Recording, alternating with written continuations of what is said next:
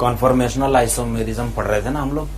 Conformational isomerism में मैंने आपको ये बता दिया था कि infinite number of conformations are possible.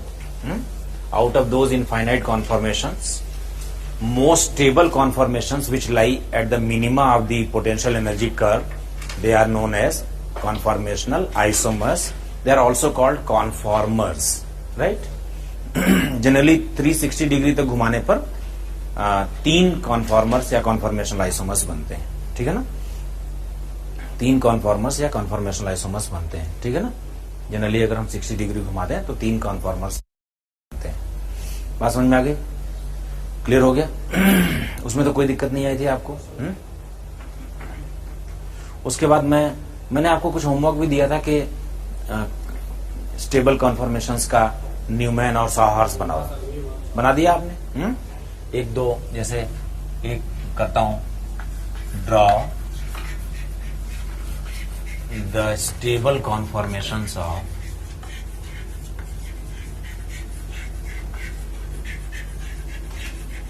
stable conformations means conformational isomers of अगर मैं ये कहूं कि CH2F और CH2OH का बनाना, ठीक है ना। तो मैंने आपको बताया था कि अगर स्टेबल कॉन्फॉर्मेशन बनाना है तो 2 बनाने चाहिए। कौन कौन से? गॉश और एंटी। यही तो बात हुई थी ना भाई, गॉश बनाओ और एंटी बनाओ।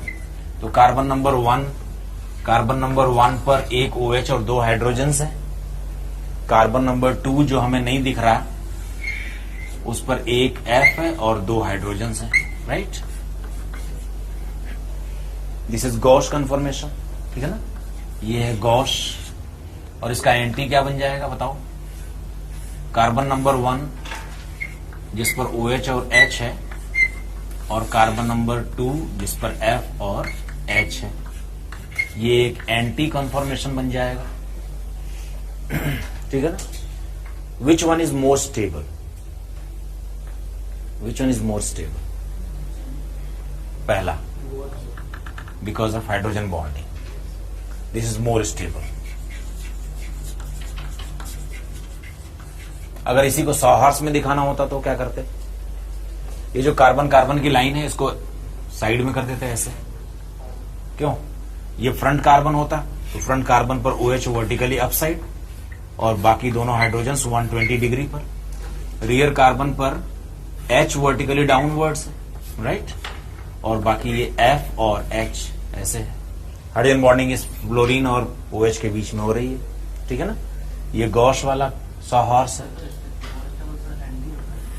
नहीं, जब हाइड्रोजन बॉन्डिंग ना हो तो मोर स्टेबल एंटी होता है, लेकिन अगर हाइड्रोजन बॉन्डिंग हो रही हो तो गॉश ज्यादा स्टेबल हो जाता है, ठीक है ना।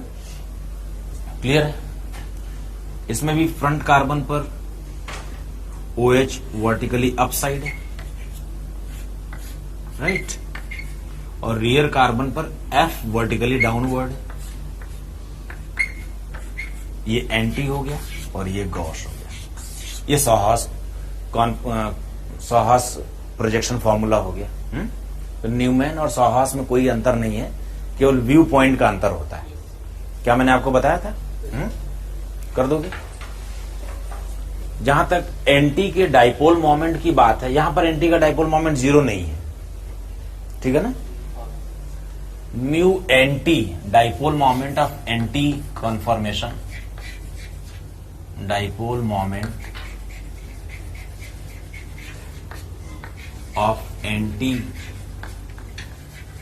conformation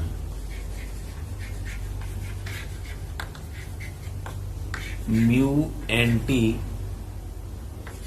can be 0. Mu anti can be 0 for this kind of structure. Mu anti can be 0 for this kind of structure.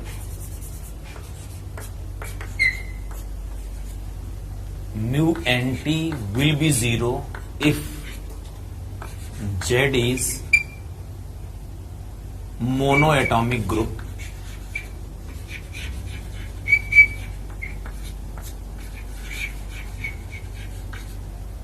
क्यों? मान लो जेड अकेला एक ही एटम का ग्रुप हो, एफ एफ हो, सीएल सीएल हो, इस टाइप का हो, तो म्यू एनटी इसमें 0 हो जाएगा। या फिर और Z is a linear group,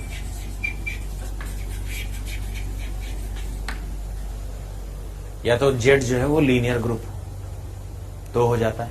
जैसे एग्जाम्पल के तौर पर मान लो यहां पर Cl और यहां पर Cl ले लिया, तो इसका म्यू एनटी 0 हो जाएगा। क्यों? अगर यहां पर F और यहां पर F ले लिया तो भी ये म्यू एनटी 0 हो जाएगा। क्यों? एनटी 0 हो जाएगा। अगर मान लो ये सिंगल एटॉमिक ग्रुप नहीं है, मोनोएटॉमिक नहीं है, लेकिन लीनियर है, साइनाइड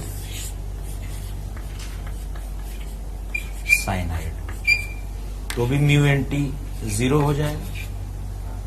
ठीक है ना? बात समझ में आ रही है? क्लियर है? अगर मान लो ये ऐसे है, एसिटिलीन टाइप का ट्रिपल बॉन्ड वाला ग्रुप है, तो भी म्यू एनटी 0 हो जाएगा। 180 डिग्री होता है इस पे ट्रिपल बॉन्ड पर, sp carbon, mu n t is equal to 0। Clear है? तो ये कुछ केसेस हैं जब म्यू एनटी 0 हो जाता है। शैल रवि टॉक।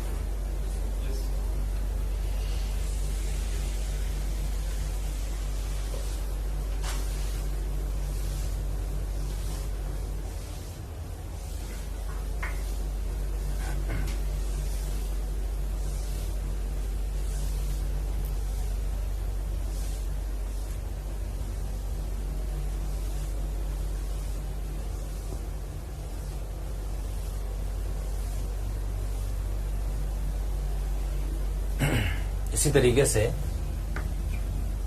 हालांकि अगर हम COOH और COOH ऐसे ले लें तो इसका म्यू एनटी 0 नहीं है। क्यों नहीं है? Because this structure is basically the combination of two structures. देखो यहां पर C डबल बॉन्ड O और OH ऐसे 120 पर है ना, और यहां पर C डबल बॉन्ड O और OH ये 120 पर है। तो इस पर्टिकुलर स्ट्रक्चर में तो म्यू 0 हो सकता है। क्यों? But at the same time there is another conformation possible when this C double bond O and C double bond O of the other carbon are basically at the same side. क्यों? अब ये 0 नहीं होगा। ठीक है ना? So basically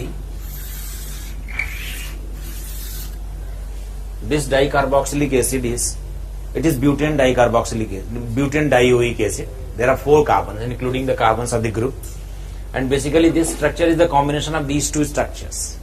so what do you guess about the net mu? 0 or not 0? But I tell you that the salt of this COO minus mu of this salt is 0. इसका mu 0 है, ये म्यू एनटी 0 है। बोलो क्यों? क्यों?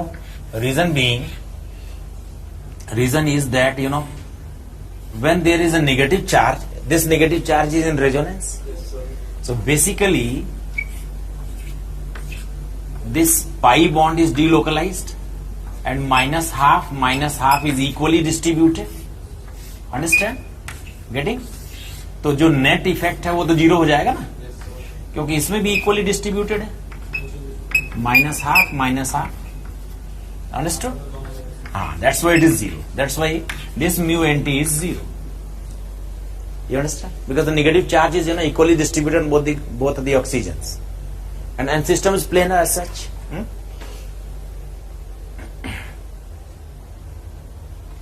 ठीक है? तो इसका जो रिजल्टेंट होगा और इसका जो रिजल्टेंट होगा वो इक्वल और अपोजिट होंगे। तो although the dicarboxylic acid is not having, its mu is not 0, but the salt of the same acid has zero dipole moment. हाँ बोलो। सर वहाँ पे जो है तो जगह CO2 CO2 है कोई भी फोटो या क्लोरीन लीनियर नहीं हो तो हो जाएगा। मैंने क्या बोला है, या तो मोनो एटॉमिक ग्रुप हो, या तो यहां पर मोनो एटॉमिक ग्रुप हो, या फिर कोई ऐसी व्यवस्था हो कि बिल्कुल बैलेंस कर ले, इक्वल अपोजिट कर ले। तो तुम कौन सा ग्रुप लाना चाहते हो?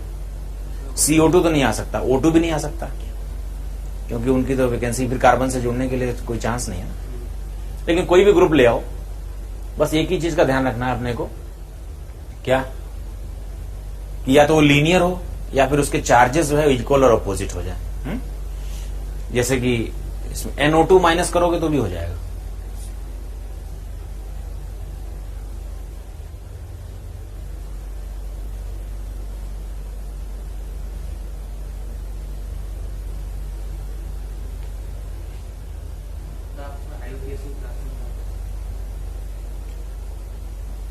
हाँ,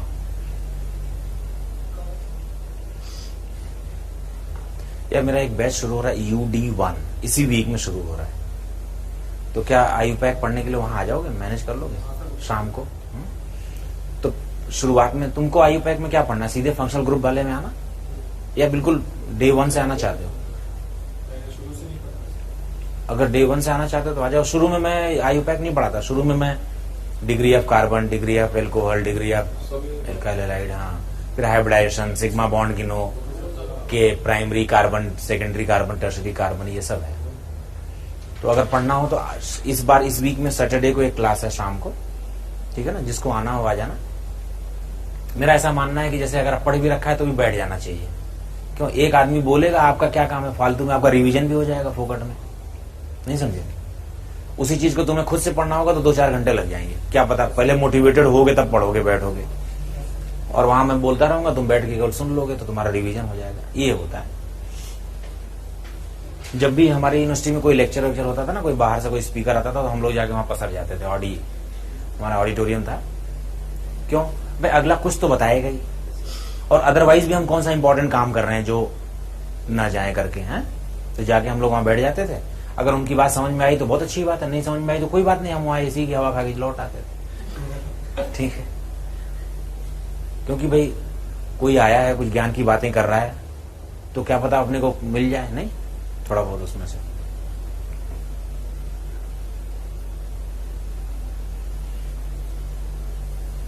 आप कभी एक्सपेरिमेंट करना, कोई एक ही पेज को अपने द्वारा लिखा हुआ एक ही पेज एक बार पढ़ लो, 1-2 दिन बाद फिर से उसी पेज को पढ़ोगे तो तुम्हें फिर से उसमें एक नई चीज दिखाई पड़ जाएगी जो पहली बार में नहीं दिखी थी। कोई किताब पढ़ के देखना, एक पेज किताब पढ़ना, कुछ बातें समझ में आ जाएंगी। अगली बार फिर से उसी को पढ़ना, उसी पेज को, तो उसमें उसी बुक में उन्हीं लाइनों में कुछ नई बातें समझ में आ जाएंगी। इसीलिए बार बार पढ़ने को कहा जाता है।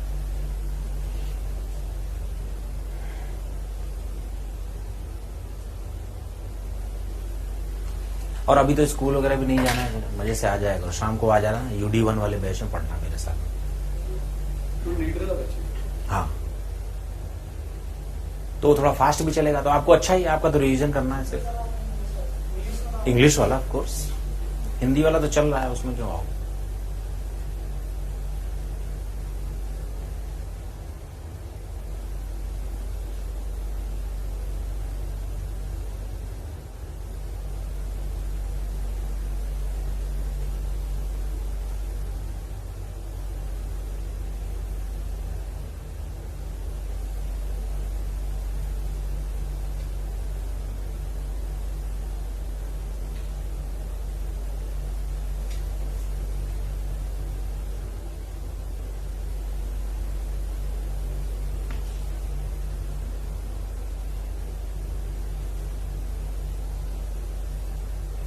कर दिया। एक इसके लिए बताओ जरा, मैं ब्यूटेन का गॉश और एंटी दोनों बना रहा हूं। ये अपना पसंदीदा सिस्टम है ब्यूटेन। मैंने आपको बताया था कि जेई जो है वो ब्यूटेन पर खूब सारे सवाल पूछा करता है।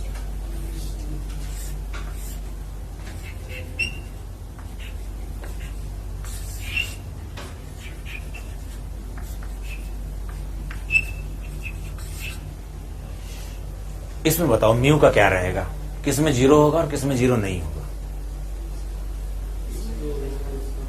गॉस और एंटी, इसमें तो 0 हो गया और इसमें भी 0 है। मैं आपको बताऊं कि डाइपोल मोमेंट इलेक्ट्रोनेगेटिविटी के डिफरेंस से काम करता है। अगर इलेक्ट्रोनेगेटिविटी डिफरेंस 0 है तो कोई भी डाइपोल मोमेंट एग्जिस्ट नहीं करेगा और कंपाउंड नॉन पोलर होगा। ध्यान रखना, सारे एल्केन्स नॉन पोलर होते हैं, चाहे वो गॉस कॉन्फॉर्मेशन में लिखे जाएं चाहे एंटी कॉन्फॉर्मेशन में, ठीक है ना। अगर ऐसा सवाल मैं दे दूं तो धोखा हो जाएगा, हर आम और खास व्यक्ति को धोखा हो जाएगा, ठीक है। क्या कहते हो? When there is no electronegativity difference, there will not be any dipole moment because the compound will remain non-polar because there is no difference of electronegativity, and this polarity basically arises due to difference in the electronegativity. Understand? सारे alkanes non polar होते हैं क्योंकि उनमें सारे ही कार्बनों में electronegativity का difference नहीं होता है। तो जब इलेक्ट्रोनेगेटिविटी का डिफरेंस नहीं होगा तो चार्ज क्रिएशन भी नहीं होगा, और जब चार्ज सेपरेशन नहीं होगा तो डाइपोल मोमेंट का कोई चांस नहीं है, ठीक है। Sorry,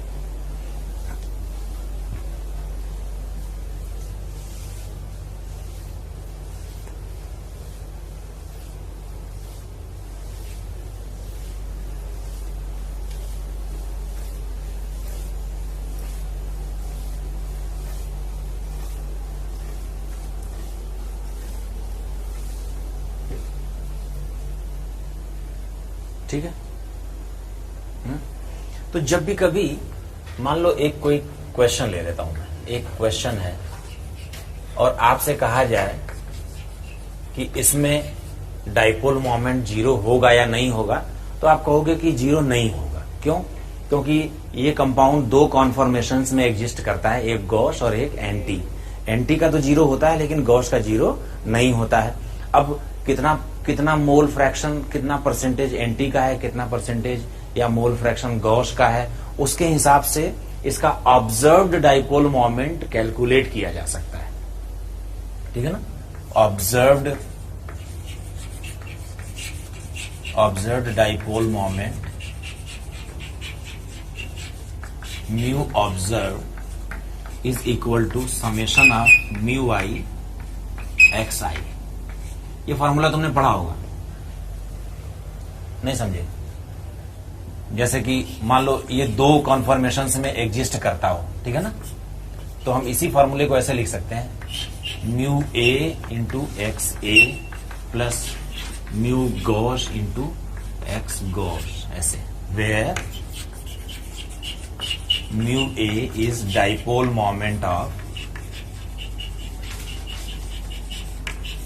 anti conformation, mu G is dipole moment of gauche conformation, and similarly X A is mole fraction of anti, right, and X G क्या हो जाएगा बेटा? मोल फ्रैक्शन ऑफ गॉस, ठीक है ना। बात समझ में आ रही? जितने भी होते, मान लो एंटी और गॉस के अलावा दूसरे भी कंपोनेंट्स होते तो उनको भी इसी तरह ऐड करते चले जाते। ये फॉर्मूला यूज करते हैं, ये एक मैथमेटिकल रिप्रेजेंटेशन है, ऐसे फॉर्मूला इसका। समझ नहीं पा रहे हो क्या? अगर एक टर्म और होता तो उसमें आई की जगह पर 1 2 3 4 करते चले जाते हैं, ऐसे मैथमेटिकल रिप्रेजेंटेशन ऐसे करते हैं, summation of mu I X I, ठीक है ना। यानी अगर इसमें 2 कॉन्फॉर्मेशंस हैं तो उन दोनों कॉन्फॉर्मेशन का लेखा जोखा यहां पर रख सकते हो। अच्छा, टोटल जितने भी कंपोनेंट हो, टोटल मोल फ्रैक्शन इज 1, और इसे X A plus X G is always equal to 1। तो अगर एक्स ए या एक्स जी किसी एक की भी वैल्यू हमें पता हो तो समझो दूसरे की भी पता है। तो इसमें कुल कितने अननोन है? देखो, एक mu observed, mu A, mu G, x ए और एक्स जी। एक्स ए एक्स जी में से कोई एक भी पता हो तो चलेगा। म्यू ए 0 हो सकता है दिए हुए केस के हिसाब से देखें तो, जैसे इस केस में म्यू ए 0 रहेगा, तो म्यू ए अगर वो नहीं देता है, म्यू ए की वैल्यू नहीं मालूम है, तो अपने को पता है कि वो 0 है, वो क्या करते हैं, क्वेश्चन ऐसा बनाते हैं, एक मोल फ्रैक्शन दे देंगे, एक म्यू जी दे देंगे और बोलेंगे ऑब्जर्व्ड वाला बताओ। तो ठीक है, एक मोल फ्रैक्शन का अगर वैल्यू पता है तो दूसरे का भी पता लग जाएगा। म्यू ए 0 होता ही है, एंटी कॉन्फर्मेशन का वो एग्जांपल पे देख के पता लग जाएगा कि 0 वाला है, ठीक है ना। वो बोलेंगे ऑब्जर्व्ड वाला बताओ। जैसे जरा शीट में से मुझे 2005 में पूछा हुआ एक सवाल दिखाओ,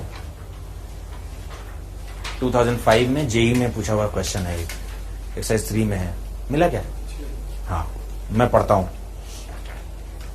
देखो इस क्वेश्चन में, क्वेश्चन नंबर 6 में इन्होंने पहले यही सब फॉर्मूला सिखाया कि अगर ऑब्जर्व डाइपोल मोमेंट निकालना हो तो समेशन म्यू आई एक्स आई से निकाल सकते हो, ठीक है ना। ये सब सिखाने के बाद उन्होंने ये भी बताया कि म्यू आई जो है dipole moment of stable conformations हैं, mu X I is mole fraction of stable conformers हैं, ऐसे कर करके बता के फिर उन्होंने कहा कि अगर म्यू ऑब्जर्व्ड 1d हो, 1d बाई इसका डाइपोल मोमेंट का यूनिट होता है। क्वेश्चन है ये 2005 में आया क्वेश्चन, ठीक है ना, 05 में आया कि अगर म्यू ऑब्जर्व जो है वो mu observe is 1d by and X N T is 0.82, so find mu G, can you find. और उन्होंने जो कंपाउंड दिया है वो ऐसे दिया है CH2Z CH2Z, यानी म्यू एन टी 0 होने वाला है। क्यों म्यू एन टी 0 होने वाला है? क्या हम इसे कंक्लूड कर लें कि म्यू एन टी 0 है? और एक्स जी कितना होगा बोलो? 1 minus 0.82, that comes out to be how much? 0.18, ठीक है ना। अब फॉर्मूला क्या है? Mu observe equal to mu N T into X N T plus mu G into X G, right. अपने को म्यू जी निकालना है।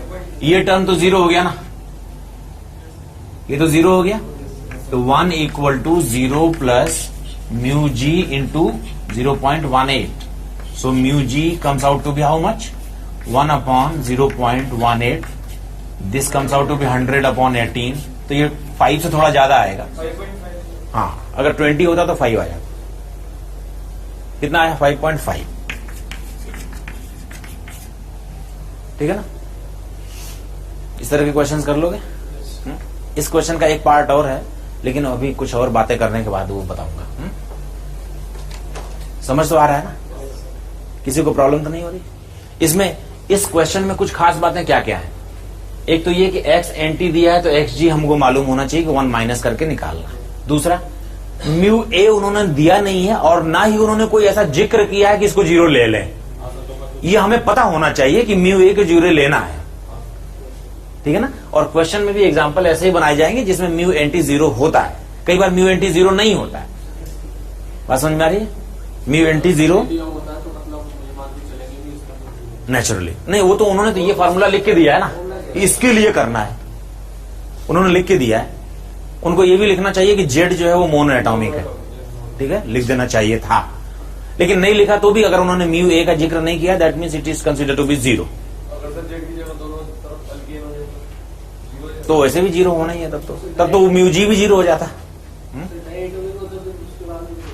डाइएटॉमिक होगा तो जैसे मान लो साइनाइड हुआ तो भी 0 होना है। मैंने बता दिया ना कब कब 0 होता है, अभी भी तो बताया मैंने कि म्यू ए 0 कब कब होता है। वैसा ही वाला केस हो लेंगे। समझ नहीं रहा है मेरी बात? ठीक है ना। जैसे एक क्वेश्चन लिखता हूं मैं एक क्वेश्चन लिखता हूं कि लिखो जरा,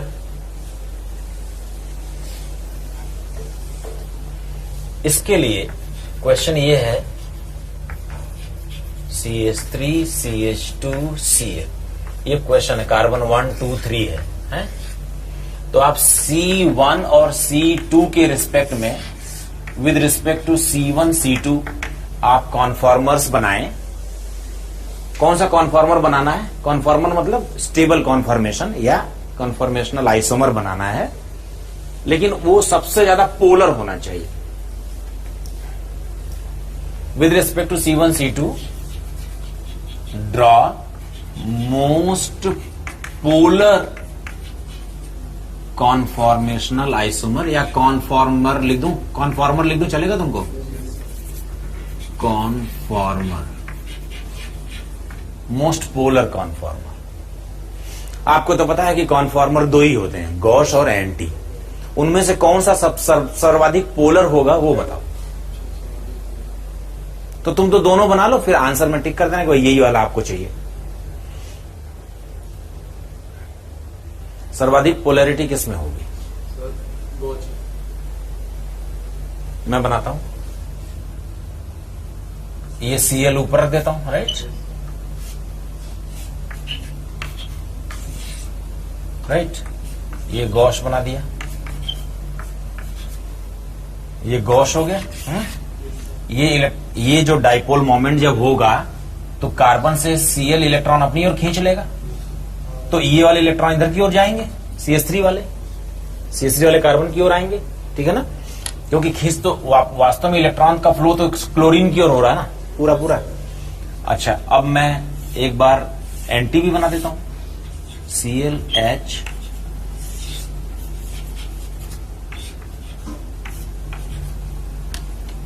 अब इसमें देखो इलेक्ट्रॉन ओवरऑल इधर की ओर खींच के जा रहा है, तो किसका रिजल्टेंट ज्यादा होगा? एंटी का ज्यादा हो जाएगा, ठीक है ना, एंटी, ठीक है ना। Mu A is greater than mu G. समझ में आई बात क्या? तो असल में उन्होंने कौन सा पूछा था? मतलब you are suppose to draw this one. Polar तो दोनों है, मोस्ट पोलर ही है, जिसमें पोलैरिटी सर्वाधिक है। कर लोगे ना? ऐसे देखो, जो लैंग्वेज लिखी जाती है ना, उसका भी मतलब समझना। कल मुझे फोन आया कि एक क्वेश्चन लिखा हुआ which pair can be resolved, बच्चे कह रहे हैं कि ये अधूरा क्वेश्चन है। मैंने बताया था कि जब रिजोल्यूशन से किसी को सेपरेट कर सकते हैं तो उसको बोलते हैं कि ये रिजॉल्व हो सकते हैं। लिटरेचर में ऐसा लैंग्वेज लिखी जाती है। तो खैर मैंने उनको बताया कि आप ये बोल दीजिए कि इसका मतलब ये। क्या उन्होंने बताया था अगर आपको? उन्होंने बहुत सारे सवाल में, जैसे एक में मैथ्स में ऑप्शन नहीं था। Oh my God. Question number 6 नहीं, जैसे उन्होंने मुझे फोन किया, मैंने कहा वो रिजॉल्व का मतलब बच्चे समझ नहीं रहे होंगे, तो बता दो कि विच can be separated by optical resolution. अब आप लोग तो समझ गए होंगे, ऐसी लैंग्वेज लिखी जाती है। वो लिखा जाता है कि after this reaction resolvable product is formed, that means DL mixture which can be separated by resolution. हाँ, ये लैंग्वेज में ये सब चीजें लिखी जाती हैं कई बार।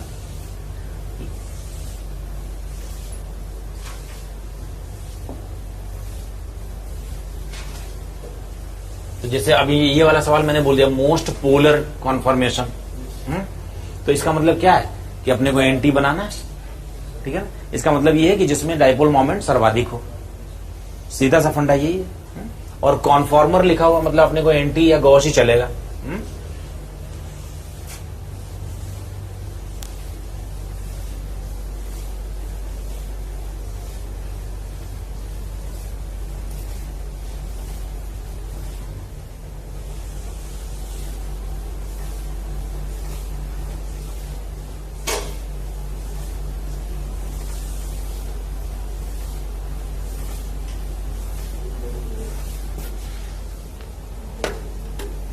अब मैं उस पोर्शन पर आ गया हूं, कन्वर्जन वाले पर। सबसे ज्यादा इंपॉर्टेंट पोर्शन अब हम लोग शुरू करने जा रहे हैं, कन्वर्जन का ना, जिसमें मैं आपको न्यूमैन से फिशर में और फिशर से न्यूमैन में कन्वर्जन सिखाऊंगा। और ये वो पोर्शन आ गया जहां से सवाल भी बनते हैं खूब सारे।